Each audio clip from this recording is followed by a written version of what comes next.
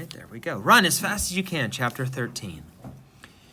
Still moving quietly so as to not wake her sister, Anne-Marie sped down the stairs and through the kitchen door.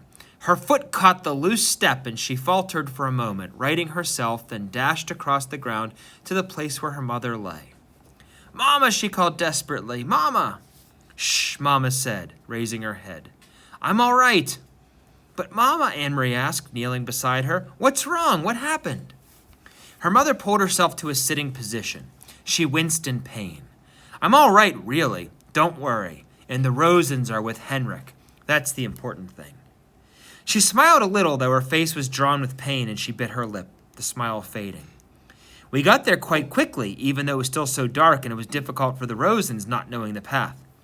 Henrik was there waiting on the boat, and he took them aboard and down below so quickly to the cabin that they were invisible in an instant. He said the others were already there. Peter got them there safely, too. So I turned and hurried home. I was so anxious to get back to you girls, I should have been more careful."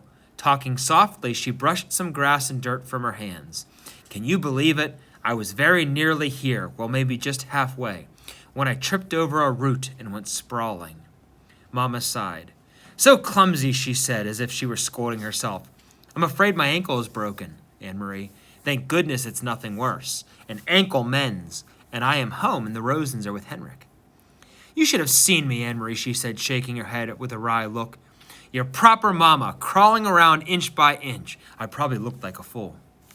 She reached for Anne-Marie's arm.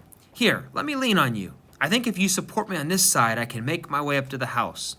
Goodness, what a clumsy fool I am. Here, let me put my arm over your shoulders. You're such a good, strong, brave girl. Now, very slowly. There." Mama's face was white with pain. Anne-Marie could see it even through the fading light of the approaching dawn. She hobbled, leaning heavily on her daughter, pausing again and again towards the house. "When we get inside, I'll have a cup of tea and then we'll call the doctor. I'll tell him that I fell on the stairs. You'll have to help me wash away the grass and twigs. Here, Anne-Marie, let me rest for a minute." They had reached the house, and Mama sank down the steps and sat. She took several deep breaths. Anne-Marie sat beside her and held her hand. "Mama, I was so worried when you didn't come back." Mama nodded. "I knew you would be. I thought of you worrying as I dragged myself along. But here I am, safe and with you now. Everything is fine. What time is it?" "It must be 4:30 or close to it." "They will sail soon." Mama turned her head and gazed across the meadow to the sea and the vast sky above it. There were no stars now, only gray, pale sky with the pinkness at its border. Soon they will be safe too. Anne-Marie relaxed. She stroked her mother's hand and looked down at the discolored, swollen ankle. "Mama, what's this?" she asked suddenly, reaching into the grass at the foot of the steps. Mama gasped. "Oh my God," she said. Anne-Marie picked it up. She recognized it now and knew what it was. It was the packet that Peter had given to Mr. Rosen. "Mr. Rosen tripped on the step, remember? It must have fallen from his pocket. We'll have to save it and give it back to Peter." Anne-Marie handed it to her mother. "Do you know what it is?" Her mother didn't answer. Her face was stricken. She looked at the path down at her ankle. "It's important, isn't it, Mama? It was for Uncle Henrik. I remember Peter said it was very important. I heard him tell Mr. Rosen." Her mother tried to stand but fell back against the steps with a groan. "My God," she murmured again. "It may all have been for nothing." Anne-Marie took the packet from her mother's hand and stood. "I will take it," she said. "I know the way, and it's almost light now. I can run like the wind." Mama spoke quickly, her voice tense.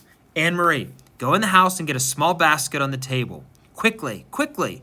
Put an apple in it and some cheese. Put this packet underneath. Do you understand? Hurry." Anne-Marie did understand as she was told. The basket, the packet at the bottom. She covered it with a napkin, then some wrapped cheese. An apple. She glanced around the kitchen and saw some bread and added that.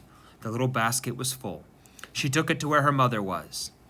"You must run to the boat. If anyone should stop you." "Who would stop me?" "Anne-Marie, you understand how dangerous this is. If any soldiers see you, if they stop you, you must pretend to be nothing more than a little girl, a silly, empty-headed little girl taking a lunch to a fisherman, a foolish uncle who forgot his bread and cheese." "But, Mama, what is in the bottom?" But her mother still didn't give her the answer. Go, she said firmly. Go right now and run as fast as you can. Anne-Marie kissed her mother quickly, grabbed the basket from her mother's lap, turned, and ran towards the path.